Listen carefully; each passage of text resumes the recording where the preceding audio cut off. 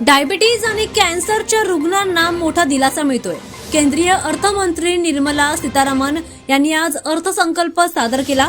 अर्थसंकल्प सादर करताना त्यांनी कॅन्सर आणि डायबिटीज या गंभीर आजारांसंदर्भात मोठी घोषणा केली आहे। मधुमेह आणि कॅन्सरची औषधं स्वस्त करण्यात येणार असल्याचं त्यांनी सांगितलंय। त्यामुळे मधुमेह आणि कॅन्सरच्या रुग्णांना आता मोठा दिलासा मिळालाय। मधुमेह आणि कॅन्सरची औषधं खूपच महाग असतात। ही औषधं सर्वसामान्यांच्या खिशाला परवडत नाहीत आणि त्यामुळे या औषधांचे दर कमी करण्यात यावेत अशी मागणी केली जात होती। त्यानंतर आज या आजारासंदर्भात अर्थसंकल्पामध्ये मोठी घोषणा करण्यात आली आहे। अर्थमंत्र्यांनी या आजाराच्या औषधाच्या किमतीबाबत महत्त्वपूर्ण निर्णय घेत आता रुग्णांना मोठा दिलासा मिळालाय। अर्थमंत्र्यांनी घोषणा करताना सांगितलंय की कॅन्सर आणि डायबिटीज यांची औषधं स्वस्त करण्यामध्ये येणार आहेत।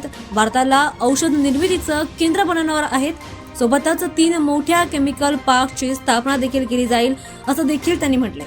सेमीकंडक्टर क्षेत्रावर जास्तीत जास्त भर देण्यात येईल। सेमीकंडक्टर क्षेत्रासाठी तब्बल 40,000 कोटींच्या निधीची घोषणा करण्यात आली आहे। लोकांच्या इच्छा आणि आकांक्षा पूर्ण करण्याचं आमचं कर्तव्य असल्याचं त्यांनी सांगितलंय। दरम्यान डायबिटीज आणि कॅन्सरची औषधं खूप महाग असतात, त्यामुळे सर्वसामान्यांच्या खिशाला देखील मोठा फटका बसतो। त्यांना योग्य ती उपचार करता येत नाहीत। जास्त महाग असल्यामुळे औषधं त्यांना ती परवडत नाहीत, त्यांना ती घेता येत नाहीत। त्यामुळे आता सर्वसामान्यांना आणि सर्वच वर्गातील लोकांना यामुळे दिलासा मिळतोय। कॅन्सर आणि डायबिटीज ही औषधं आता स्वस्त करण्यात आल्यामुळे या औषधांच्या किमतीबाबत महत्त्वपूर्ण निर्णय घेण्यात आलाय। त्यामुळे रुग्णांना आता मोठा दिलासा मिळाला।